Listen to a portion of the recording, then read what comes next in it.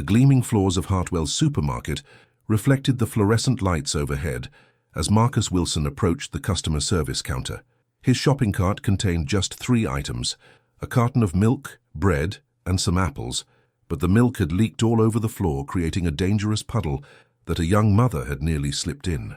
Dressed in worn jeans and a simple hoodie after a long day visiting his stores across the state, Marcus simply wanted to alert the staff to the spill and exchange his leaking carton.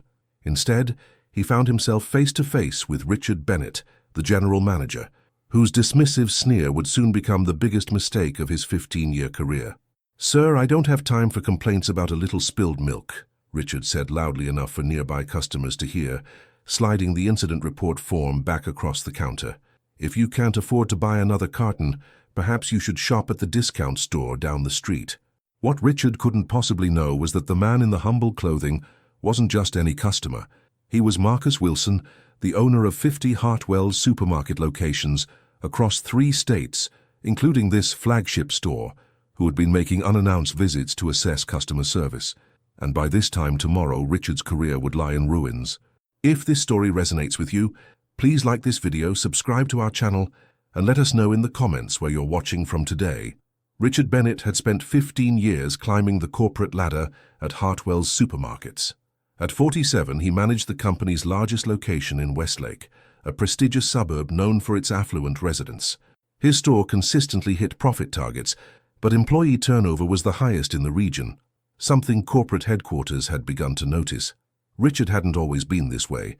When he started as a produce clerk at 22, fresh out of community college with a business degree, he had been enthusiastic and customer-focused. His supervisor at the time, an older man named Frank Donnelly, had noticed Richard's potential and taken him under his wing. "The secret to success in this business isn't just about how we stack the shelves or price the products," Frank had told him. "It's about how we make people feel when they walk through our doors." For the first few years, Richard had taken that advice to heart. He'd been promoted to department manager, then assistant store manager, and he'd carried Frank's philosophy with him. But something changed when Richard turned 35 and was passed over for a promotion to store manager. The position went to someone from outside the company, someone with connections to the regional director. The rejection had festered in Richard, transforming his approach to the job. He'd become obsessed with metrics and numbers, convinced that only tangible results would earn him the recognition he deserved. By the time he finally became a store manager 3 years later, the idealistic young man who cared about customer experience had been replaced by someone who viewed every interaction through the lens of profit and efficiency. Today had been particularly stressful. 2 cashiers had called in sick, a delivery was late, and the regional VP was scheduled for an official visit next week. The quarterly numbers were good, but not great, and Richard had spent the morning berating department heads about their performance. When Marcus Wilson approached the customer service desk around 6 in the evening, Richard was already irritated by what he considered trivial customer complaints. Earlier, he'd dismissed an elderly woman who wanted to return an expired product, insisting that she should have checked the date before purchasing. He'd also reprimanded a new cashier in front of a line of customers for being too slow. "Excuse me," Marcus said politely, placing his leaking milk carton on the counter. "I wanted to let someone know there's a milk spill in aisle 7 that needs cleaning up. A woman with a child almost fell, and if possible, I'd like to exchange this carton." Richard barely looked up from his computer. "Customer complaints need to be filed on this form," he said, sliding a paper across the counter. "Someone will review it within 3 business days." Marcus raised his eyebrows slightly. "This isn't a complaint. It's a safety hazard that needs immediate attention." Richard sighed dramatically, making sure other employees could see his exasperation. "Sir, we have procedures. I don't have staff to send running every time someone spills something." "I didn't spill it," Marcus clarified calmly. "The carton is defective. It's leaking from the bottom." By now, Richard had finally looked up, taking in Marcus's casual clothing, a far cry from the designer outfits most Westlake shoppers wore. His assessment was immediate and devastating. "Sir, I don't have time for complaints about a little spilled milk," Richard said loudly enough for nearby customers to hear, sliding the incident report form back across the counter. "If you can't afford to buy another carton, perhaps you should shop at the discount store down the street." A hush fell over the customer service area. 2 cashiers exchanged uncomfortable glances, and an elderly woman in line behind Marcus audibly gasped at the manager's rudeness. Marcus stood perfectly still, his expression unchanged except for a slight tightening around his eyes. "I see," he said quietly. "And your name is?" "Richard Bennett, General Manager," he replied with obvious pride, straightening the name tag on his impeccable suit jacket. "Now, if you'll excuse me, I have actual store business to attend to." "Mr. Bennett," Marcus said, his voice still calm, "I'd like to speak with your direct supervisor, please." Richard laughed. "My supervisor is the Regional Vice President at corporate headquarters. I can give you the customer complaint line if you want to waste their time, too." Marcus reached into his pocket and pulled out a business card, sliding it across the counter. "Actually, my name is Marcus Wilson. I own Hartwell's. All 50 stores, including this one." The color drained from Richard's face as he stared at the card. Everyone in the company knew the name Marcus Wilson, though few had ever met him. The founder's son, who had expanded the family business from 10 stores to 50 over the past decade, was something of a legend. Mr. Wilson, I didn't recognize," Richard stammered, his arrogant demeanor evaporating instantly. "Clearly," Marcus interrupted. "Now is there someone who can clean up that spill before someone gets hurt? And I'd still like to exchange this milk." "Of course, right away," Richard nearly shouted, grabbing his walkie-talkie. "James, emergency cleanup, aisle 7, now!" A young employee who had been watching the exchange from nearby stepped forward. "I'm Sarah, sir," she said directly to Marcus. "I'd be happy to help you with that exchange and show you where we keep our fresh milk deliveries." As Sarah led Marcus away, Richard stood frozen behind the counter, the business card still clutched in his trembling hand. His perfect record, his career trajectory, his reputation, all suddenly in jeopardy because he couldn't be bothered to treat a customer with basic respect. What Richard didn't know was that his humiliation was just beginning. Marcus Wilson hadn't planned to visit the Westlake store that day. At 42, he was responsible for overseeing an empire that his father, Harold Wilson, had started with a single-corner grocery in 1978. Harold had built the business on a simple philosophy: treat every customer like family, and they'll come back generation after generation. Marcus had grown up in the stores, stocking shelves during summer breaks and working the register during holidays. Unlike many children of successful business owners, he hadn't resented the work. He'd loved the connection with customers and employees, the sense of community that his father fostered in each location. When Harold passed away 5 years ago, leaving Marcus in charge, the company had been at a crossroads. There had been pressure from investors to sell to a larger chain, to cash out while grocery margins were still good. But Marcus had other ideas. He'd presented a vision for expansion, for bringing the Hartwell's experience to more communities while staying true to his father's values. Today's visit to the Westlake store had been a spontaneous decision. Marcus had been driving back from a meeting with suppliers when he realized he was passing by. It had been over a year since his last visit to this location, and he believed in keeping his finger on the pulse of the business. He'd intentionally dressed down, as he often did for these surprise visits. His father had taught him that you learn more about how a store truly operates when people don't know they're being observed by the owner. It was a strategy that had served him well, revealing both the stars and the problems within his growing organization. What he hadn't expected was to encounter such blatant disrespect from a manager with 15 years of company experience. Even now, as Sarah walked him through the aisles to get a replacement for his leaking milk, Marcus was processing what had just happened. Sarah, unaware of Marcus's thoughts, was chatting amiably about the store. "I'm really sorry about that experience at customer service," she said. "That's not how most of us approach our work here." "How long have you been with Hartwell's?" Marcus asked, studying her closely. Sarah appeared to be in her late 20s, with an earnest expression and a name tag that indicated she was a department manager. "Almost 2 years now," she replied. "I started as a cashier, but I'm working toward a management position. I'm finishing my business degree at night." "And how do you find it working here?" Marcus inquired casually, noting how she greeted other employees warmly as they passed. Sarah hesitated, clearly choosing her words carefully. "The job itself is great, and I love our customers. The store has challenges sometimes." "What kind of challenges?" "Well," Sarah lowered her voice, "Mr. Bennett runs a very tight ship, which is good for profits, but employee morale is pretty low. We've lost a lot of good people." "Why do you stay?" Marcus asked, genuinely curious. Sarah's expression brightened. I believe in what Hartwell stands for. I've read about the company's history, about how your father started with one store and a commitment to the community. I can see that spirit in many of the employees who've been here for years. It's just sometimes harder to see it in management.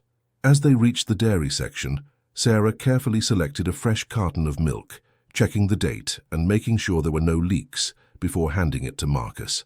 "Thank you, Sarah," he said, impressed by her thoughtfulness.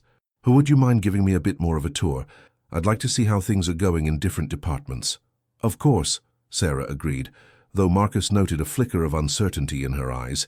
She clearly didn't want to say anything that might jeopardize her position, but she also seemed genuinely concerned about the store's operation. As they continued their walk, Marcus observed the store through both an owner's and a customer's eyes. The produce section was well stocked, but had several damaged items that should have been culled. The deli counter was understaffed, with a line of frustrated customers waiting for service. Most telling was the body language of the employees, tense, rushed, and notably avoiding eye contact with Richard whenever he appeared. Through subtle questions, Marcus learned more about how the store operated under Richard's management. Schedules were often changed at the last minute, making it difficult for employees with families or second jobs. Customer complaints were routinely filed away without resolution. There was a clear divide between favored employees who received better shifts and those who seemed to be on a perpetual probation. "And how does this affect customers?" Marcus asked as they paused near the bakery. Sarah considered her answer. "The regulars know which employees to seek out for help, but new customers, they sometimes don't come back. I've overheard people saying they'd rather drive farther to shop at our Maplewood location than deal with the atmosphere here." Marcus made a mental note to check the customer retention data for the store, something that wasn't typically broken out in the standard performance reports. "What would you change if you could?" he asked Sarah. She seemed surprised by the question, but didn't hesitate long. "I'd start by listening to employees and customers. There are so many good ideas that never make it up the chain because Mr. Bennett is focused on his way of doing things." Marcus nodded thoughtfully. "That's very insightful, Sarah. Thank you for being so candid." By the time they circled back to the front of the store, Marcus had formed a clear picture of the Westlake location's actual health, and it was far less robust than the profit numbers suggested. This was a store running on fumes, driving away both customers and talent with a culture that had strayed far from the Hartwell's vision. Richard was waiting near the exit, having composed himself somewhat. His face was still pale, but he'd arranged his features into what he clearly hoped was a contrite expression. "Mr. Wilson, sir, I cannot apologize enough for the misunderstanding earlier," Richard began, his voice obsequious now.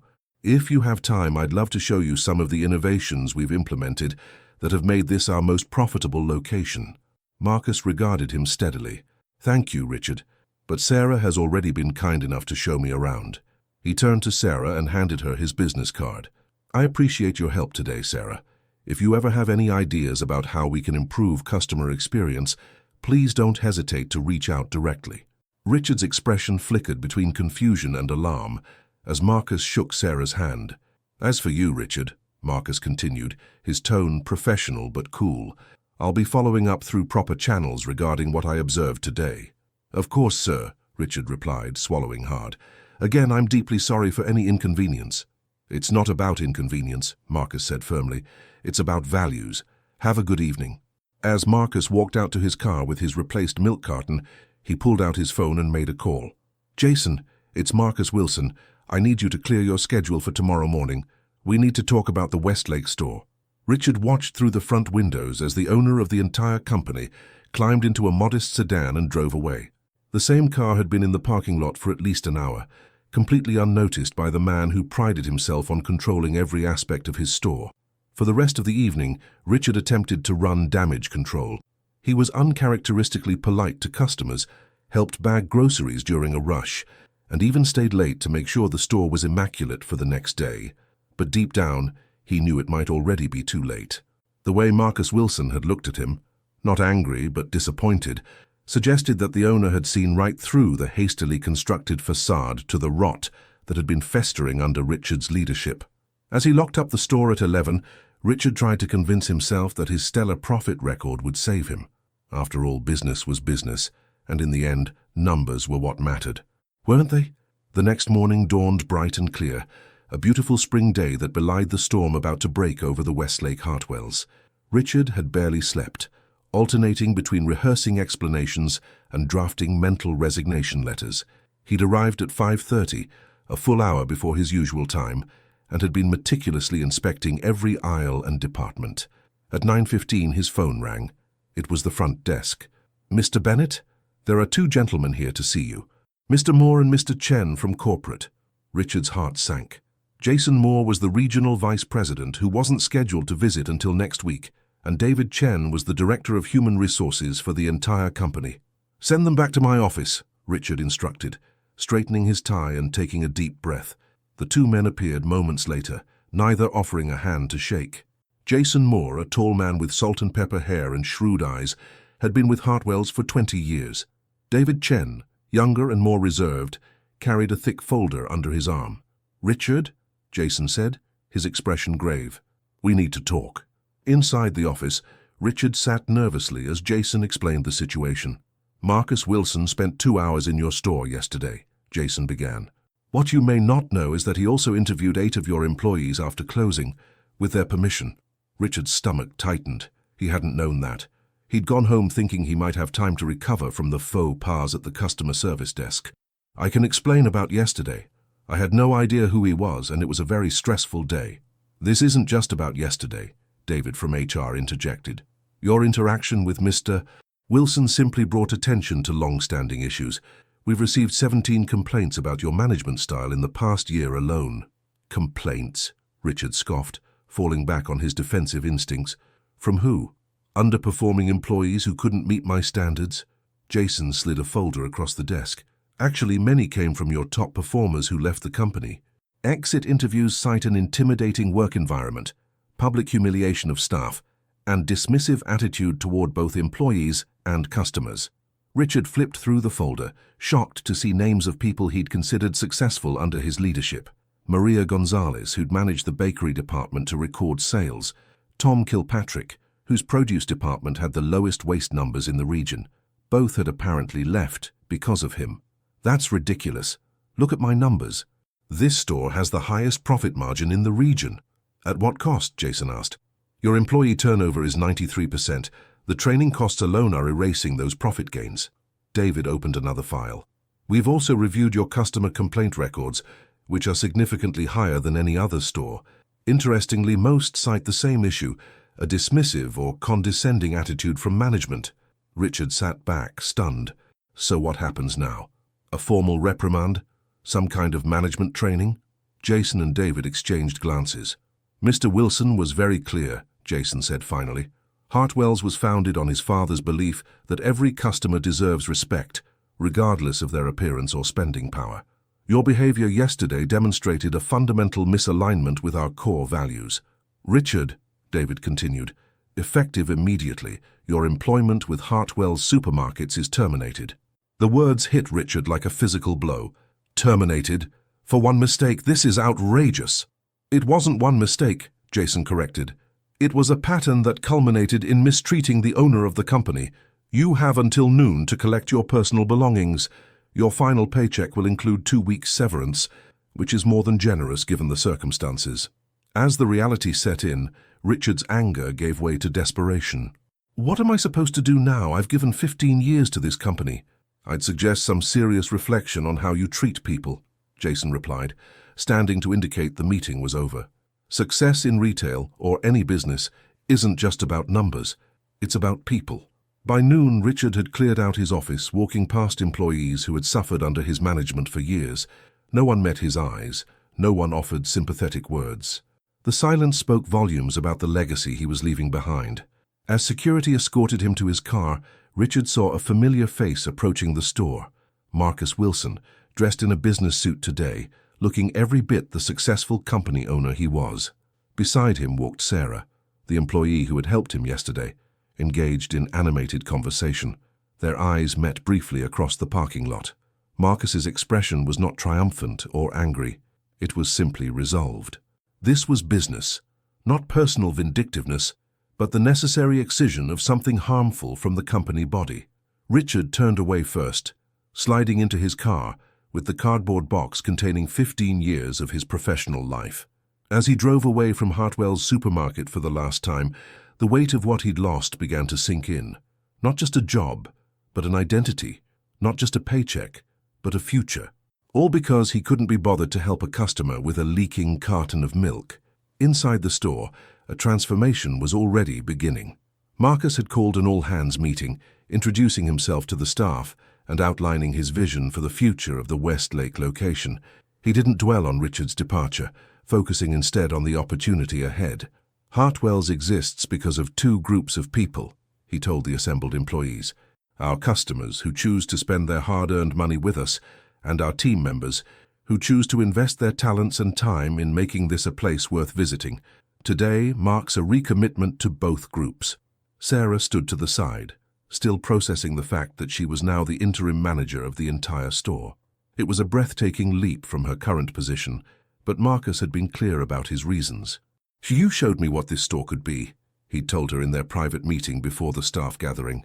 "Now I want you to show everyone else." As the employees dispersed, returning to their departments with a new energy, Sarah faced the daunting task ahead. Richard's management style had left deep wounds in the store's culture. Healing them wouldn't happen overnight. But as she watched Marcus Wilson talking earnestly with a group of cashiers, asking about their experiences and listening intently to their answers, she felt something she hadn't experienced at work in a long time: hope. News traveled fast in the retail world. By evening, Richard's termination was common knowledge among the tight-knit community of retail managers. His phone remained silent. No calls from colleagues or friends in the industry. His reputation, once his most prized possession, was now irreparably damaged. At home, Richard faced another difficult conversation. His wife, Catherine, had been hearing for years about how indispensable he was to Hartwell's, how his management style was the gold standard that other stores tried to emulate. "They fired you?" she asked, disbelief evident in her voice. "Just like that?" Richard couldn't bring himself to share the full truth. "Budget cuts," he lied. "They're restructuring the management team." Even as the words left his mouth, he knew they sounded hollow. Catherine had worked in corporate communications for 2 decades. She could spot a false narrative a mile away. "Richard," she said quietly, "what really happened?" And so, sitting at their kitchen table with the remnants of a hastily ordered takeout dinner between them, Richard finally told the truth. About his encounter with Marcus Wilson, about the complaints and the exit interviews, about the culture he'd created, so focused on metrics that he'd lost sight of what those numbers were supposed to represent. Catherine listened without interrupting, her expression growing more troubled with each revelation. "I always wondered," she said when he finished, "why you never invited colleagues over, why we never attended company picnics or holiday parties. You were creating distance because you knew how they felt about you." Richard had no answer for that. It was a truth he'd never acknowledged, even to himself. "What will you do now?" she asked. "I'll find another position," he said with more confidence than he felt. "My numbers speak for themselves." Catherine reached across the table and took his hand. "I think you need to consider that numbers might not be enough anymore. The retail world is changing. The way people manage is changing." Richard pulled his hand away, not ready to hear this from the one person he'd expected unconditional support from. "I'll start making calls tomorrow. Someone will recognize my value." But as the days turned into weeks, Richard discovered just how deep the damage to his reputation ran. Former colleagues didn't return his calls. Applications disappeared into the void. The few interviews he managed to secure ended quickly when his references were checked. 3 weeks later, with his savings dwindling and no job prospects in sight, Richard found himself applying for a position at the very discount store down the street he had mockingly suggested to Marcus. The interview was brief and uncomfortable. "I remember you," said the manager, a woman in her 60s who had been running the store for 20 years. "You're the one who got fired from Hartwell's for mistreating the owner." "News travels fast," Richard said grimly. "In retail it sure does," she replied. "I appreciate your qualifications, but I don't think you'd be a good fit for our culture. We pride ourselves on treating everyone with dignity here, regardless of what's in their wallet." The irony wasn't lost on Richard as he walked to his car, another rejection letter effectively in hand. His career, built on impressive numbers but a foundation of disrespect, had crumbled in less than 24 hours. That night, sitting alone in his home office while Catherine visited her sister, Richard finally allowed himself to face the truth he'd been avoiding. His success had been built on a fundamental misunderstanding of what business, especially retail business, was truly about. He pulled out an old photo from his desk drawer. It showed a much younger Richard standing proudly beside Frank Donnelly, his first supervisor, at a store opening. Both were smiling, Frank's arm around Richard's shoulders in a gesture of mentorship and pride. The secret to success in this business isn't just about how we stack the shelves or price the products, Frank had told him. It's about how we make people feel when they walk through our doors. Somewhere along the way, Richard had lost sight of that wisdom. He'd convinced himself that efficiency and profits were the only metrics that mattered, that people, both customers and employees, were just means to those ends. For the first time since his termination, Richard felt something beyond anger and self-pity. He felt regret, not just for losing his job, but for the person he had become along the way. The realization didn't immediately change his circumstances. His bank account was still dwindling. His resume was still tainted. But as he put the photo back in the drawer, Richard made a decision that would ultimately alter the course of his future. He would start over, not just by finding a new job, but by rediscovering the person he had once been, someone who understood that business was built on relationships, not just transactions. It would be a long road back. But as Richard finally acknowledged his responsibility for his own downfall, he took the first step on that journey. Meanwhile, Hartwell's Westlake location was undergoing a transformation. Marcus Wilson had appointed Sarah as interim manager, impressed by her natural leadership and customer-first mindset. Employee morale improved almost overnight, and customer complaints decreased dramatically within the first month. Sarah's approach was the antithesis of Richard's. Where he had ruled through fear and intimidation, she led through collaboration and respect. She instituted regular department meetings where employees could share ideas and concerns. She created a customer feedback system that actually resulted in meaningful changes. Most importantly, she remembered names of both customers and staff and treated each interaction as an opportunity to strengthen the community that Hartwell's served. The changes weren't without challenges. Some employees, particularly those who had thrived under Richard's favoritism, resisted the new culture. There were growing pains as the team adjusted to a more collaborative approach. But with Marcus's support and her own determination, Sarah navigated these obstacles with grace. 3 months into her tenure, the numbers began to reflect what the atmosphere already showed. Customer traffic increased, employee applications poured in. Even the profit margins, which had been Richard's sole focus, improved as waste decreased and customer loyalty drove repeat business.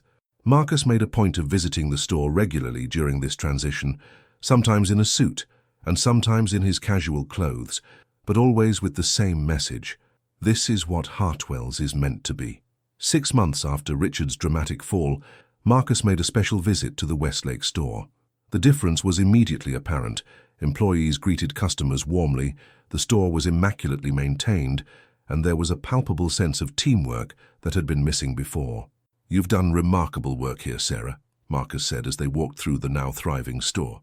"Sales are up, employee retention is at a record high, and customer satisfaction scores have never been better." Sarah beamed with pride. "Thank you for taking a chance on me.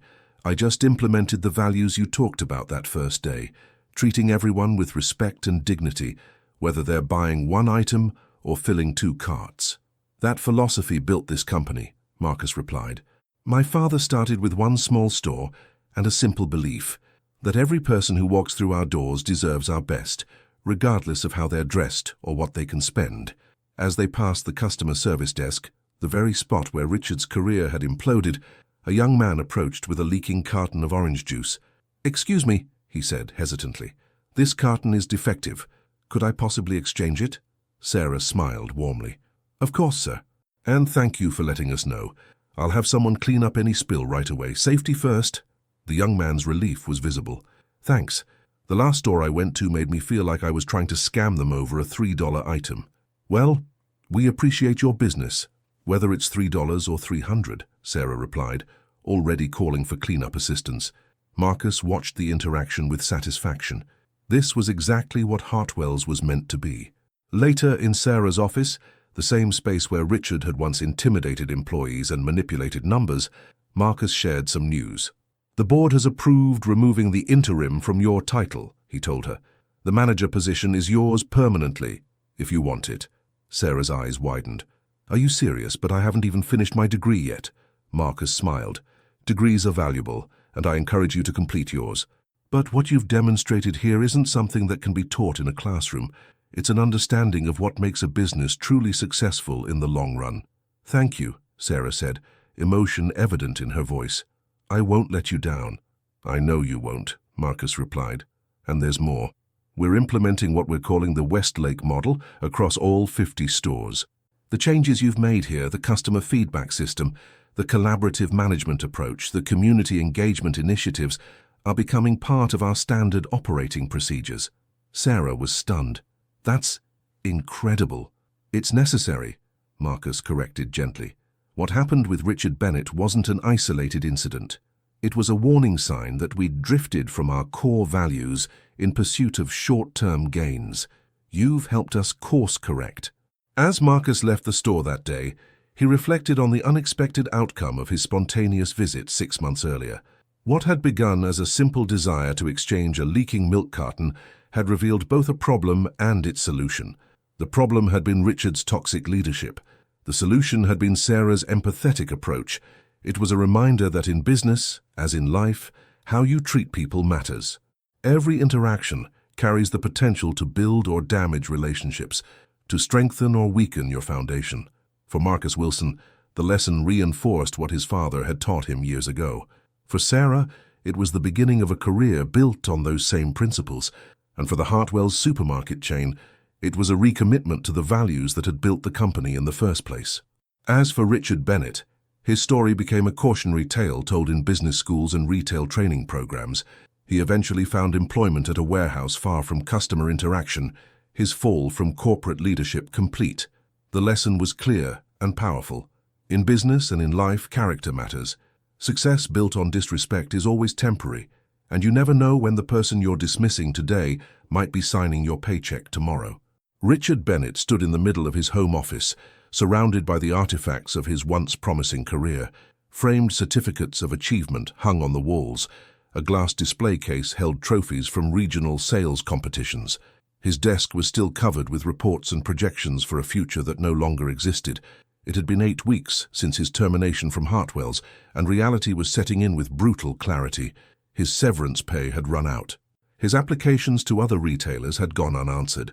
The few connections who still took his calls offered sympathy, but no opportunities. You need to lay low for a while, one former colleague had advised. Let this blow over. But how did one recover from publicly humiliating the owner of a major regional grocery chain? That wasn't the kind of story that blew over in the retail world. Catherine entered the room carrying a mug of coffee, her expression a careful blend of support and concern. Their marriage had been strained since Richard's firing, his mood swinging between defensive anger and crushing despair. The mortgage company called again, she said quietly, setting the coffee on his desk. We need to make a decision, Richard. He nodded, not meeting her eyes.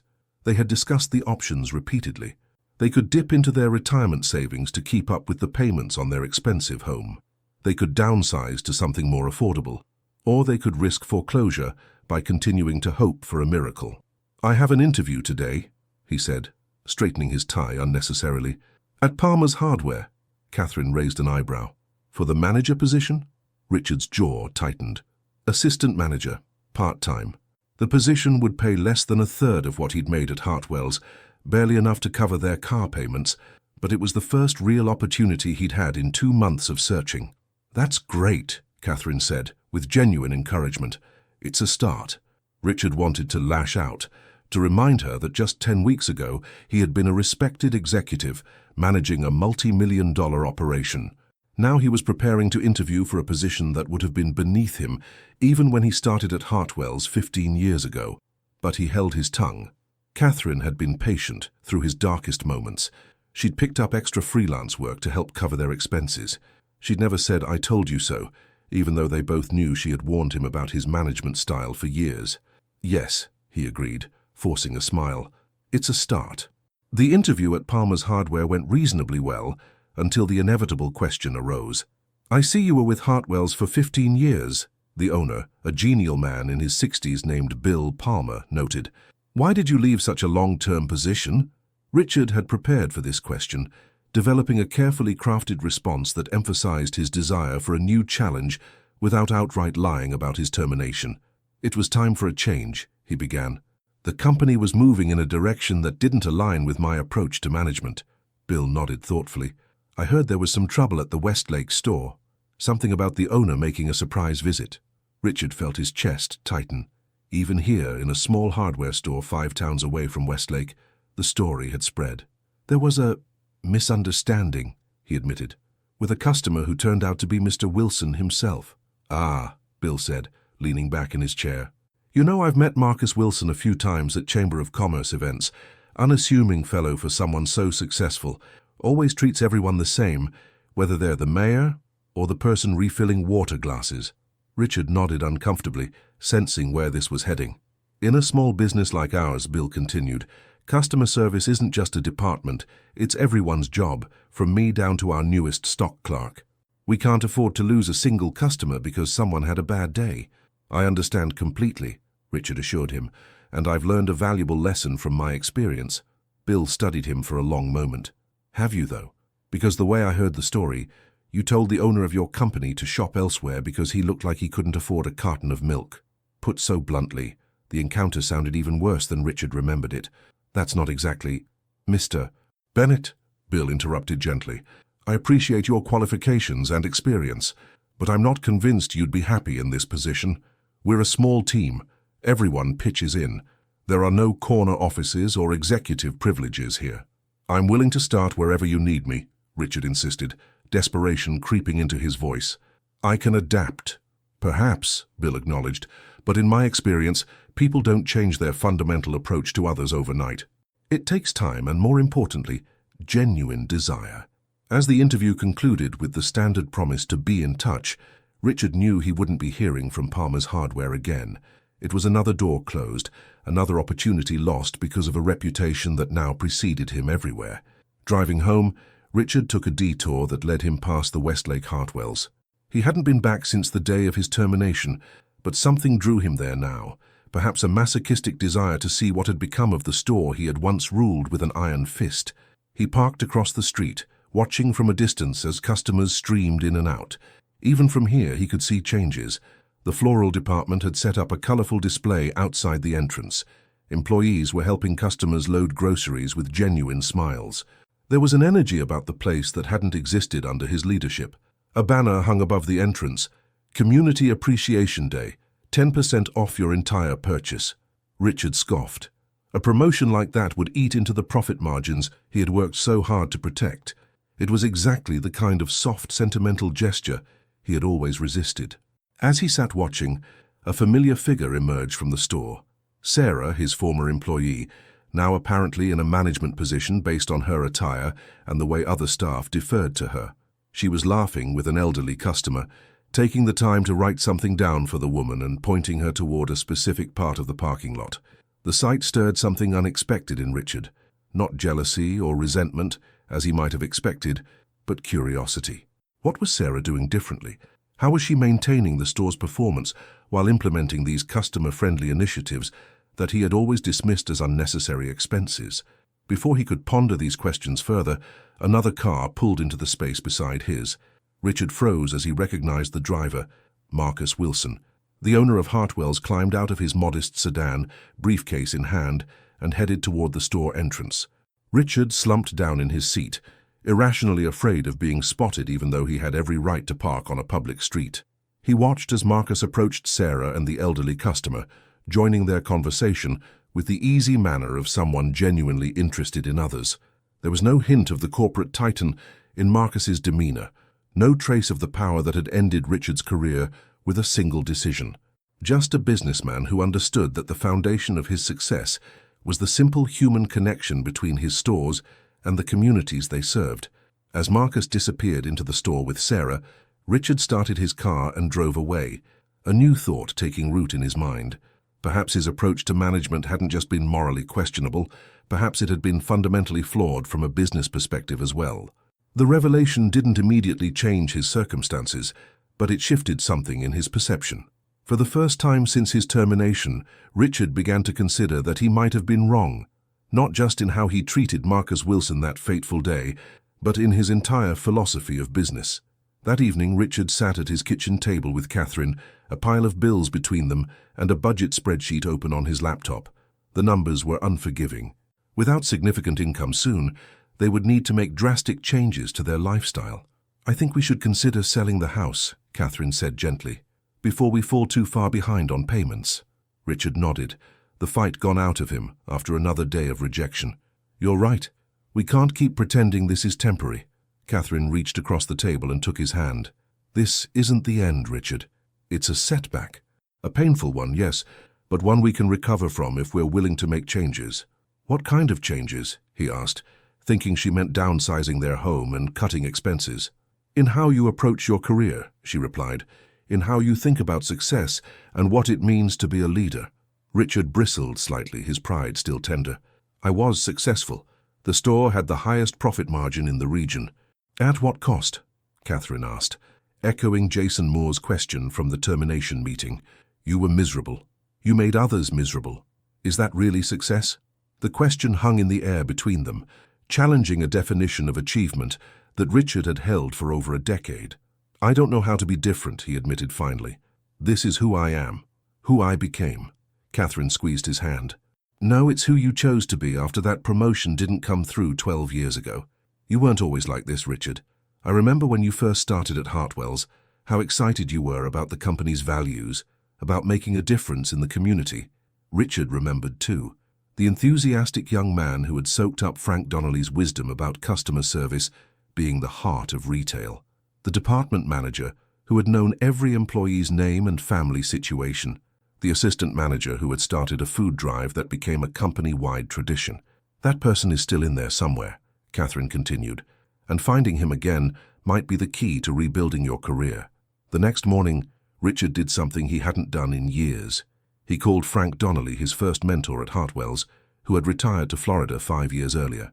"Richard Bennett," Frank said when he answered, surprise evident in his voice. "It's been a while." "Too long," Richard acknowledged. "I should have stayed in touch." There was a pause before Frank asked the inevitable question. "I heard about what happened at Westlake. Are you doing okay?" Richard considered lying, putting on the brave face he showed the world. But what was the point? Frank had known him when he was still becoming the person he would be. If anyone could understand his fall, it might be the man who had helped him rise. "Not really," Richard admitted. "I'm struggling, Frank. Not just with losing my job, but with understanding how I got to this point." Frank's voice softened. "That's a hard thing to face, but it's the first step to finding your way back." For the next hour, Richard opened up about everything. His fixation on metrics at the expense of morale, his dismissive treatment of employees and customers, and finally, his fateful encounter with Marcus Wilson.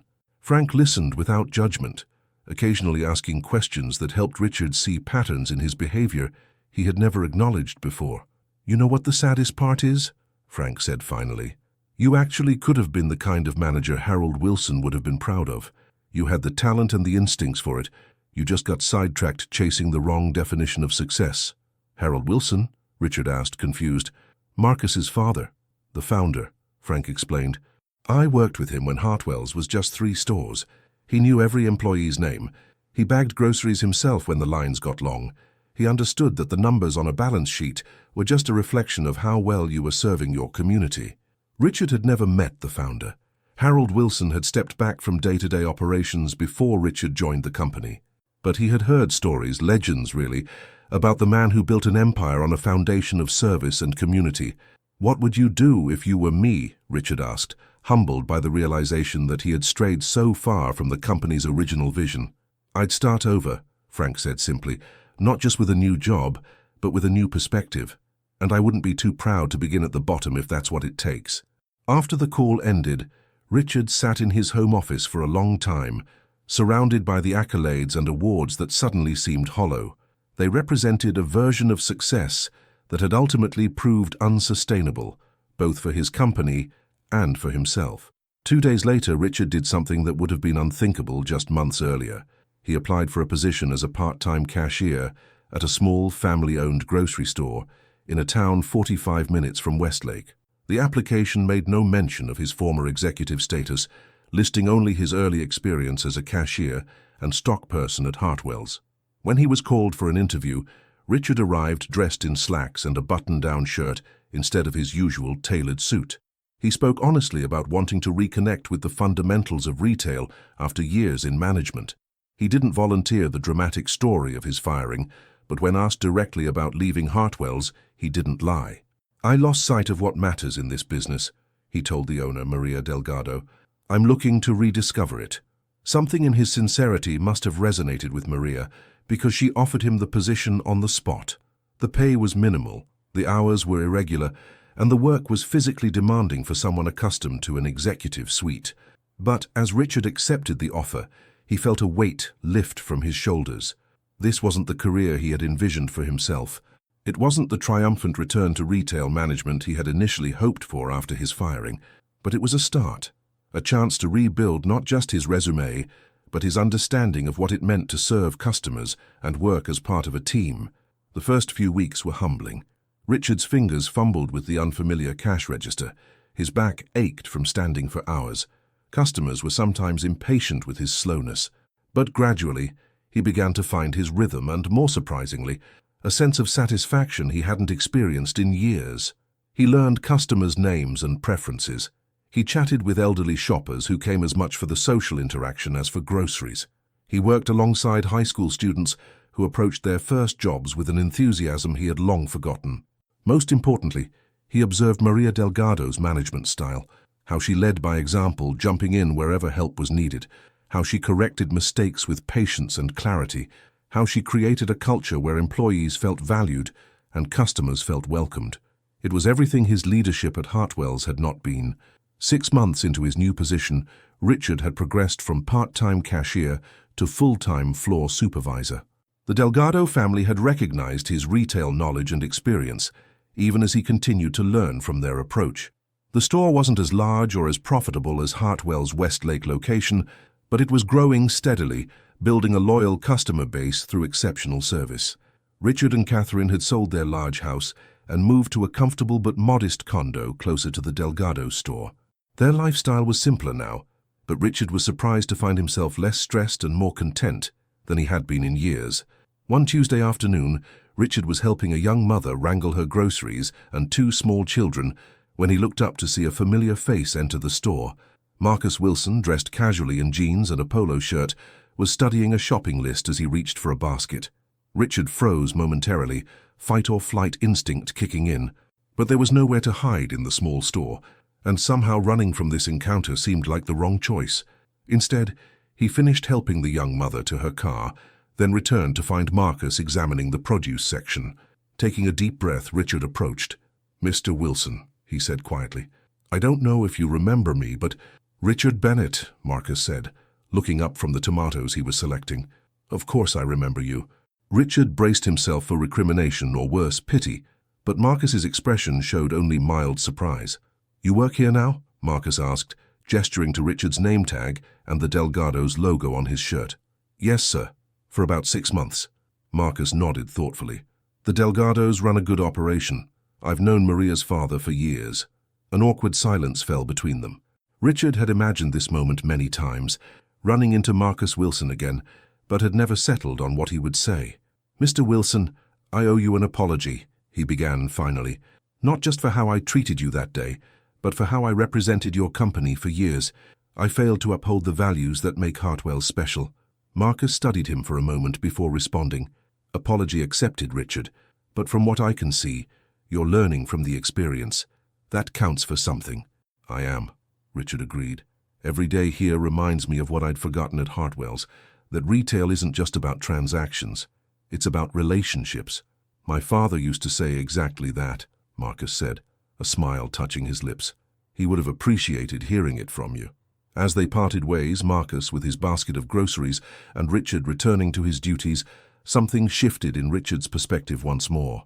The encounter he had dreaded for months had passed without the humiliation he had feared.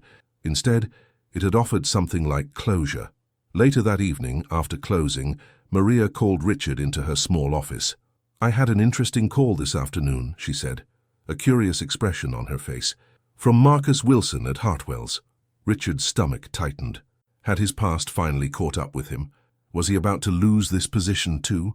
He had some surprisingly positive things to say about you, Maria continued. He mentioned that you've been on quite a journey since leaving Hartwell's. That's one way to put it, Richard acknowledged, relief mixing with confusion. He also mentioned that they're creating a new position at their corporate office, a training role focused on customer service and employee development.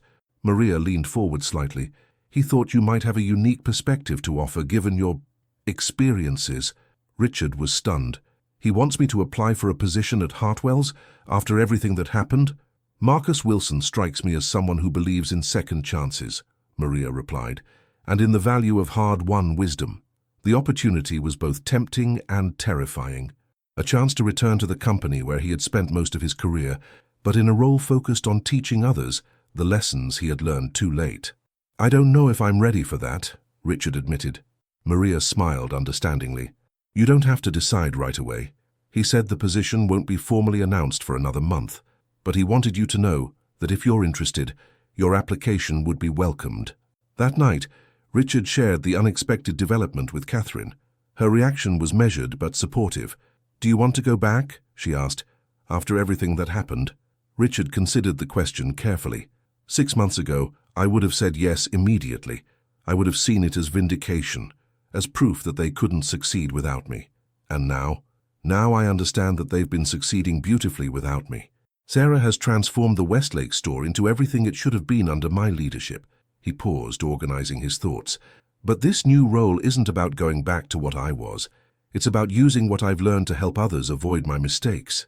Catherine smiled. That sounds like growth to me. It's ironic, Richard mused. I spent years focused on teaching employees how to maximize efficiency and minimize costs. Now I might be teaching them what Frank tried to teach me all those years ago, that the secret to retail success isn't in the spreadsheets, it's in the human connections. As Richard considered the opportunity before him, he reflected on the journey that had brought him to this point. His fall had been dramatic and public, a cautionary tale of pride and misplaced priorities.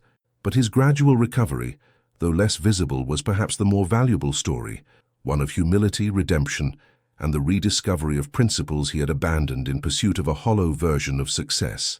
Whether or not he returned to Hartwell's, Richard had already received the most important second chance, the opportunity to become a different kind of leader, one who understood that true success was measured not just in profit margins, but in the lives touched and the communities served. 1 year after the fateful encounter at the customer service desk, both Richard Bennett and Hartwell's supermarkets had been transformed.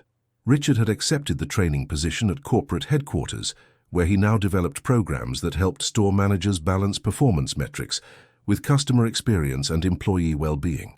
His curriculum included a case study based on his own experience, though few of the new managers realized that the cautionary tale they were learning from was their instructor's personal history.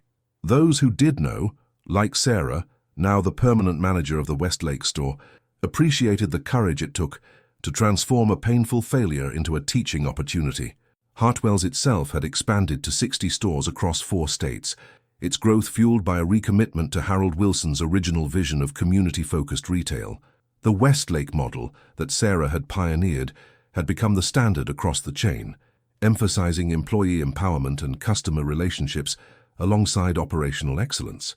Marcus Wilson, still driving the same modest sedan and still making unannounced visits to stores, had instituted company-wide changes inspired by the events at Westlake. Executive bonuses now factored in employee retention and customer satisfaction alongside traditional profit metrics. A mystery shopper program ensured that managers maintained high standards of service for all customers, regardless of appearance or spending power. Most significantly, Marcus had established a formal mentorship program, pairing experienced employees with new hires, ensuring that the values that had built Hartwell's were passed down through generations of staff. The program was named after Frank Donnelly, Richard's first mentor, in recognition of how one person's guidance could shape an entire career. On a warm spring morning, very similar to the day Richard had been terminated, he found himself back at the Westlake store. This time he wasn't hiding across the street or clearing out his office. He was there to co-present a training session with Sarah for department managers from several stores in the region. As employees filed into the training room, Richard noticed a familiar face among them. James, the young man he had shouted at over the walkie-talkie to clean up the milk spill on that fateful day. James was now a department manager himself, having thrived under Sarah's leadership. "Mr. Bennett," James greeted him with a handshake. "It's good to see you again." There was no sarcasm in his tone, no hint of satisfaction at Richard's fall and humble return, just professional courtesy and perhaps a touch of curiosity. "Please, call me Richard," he replied, "and congratulations on your promotion. Sarah tells me you're doing excellent work." As the session began, Richard observed the interaction between Sarah and her team. Where he had once ruled through fear and intimidation, she led through inspiration and example. Where he had focused exclusively on results, she balanced performance with process. Where he had seen employees as tools to achieve metrics, she recognized them as the heart of the business. During a break, Richard stepped outside for some fresh air. The same parking lot where security had escorted him to his car a year earlier now offered a different perspective. Customers streamed in and out of the store, many greeted by name by the employees stationed at the entrance.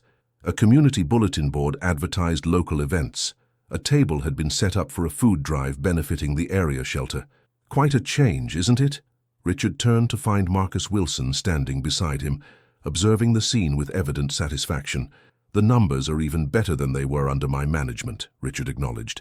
"But more importantly, it feels like a different place. A better place."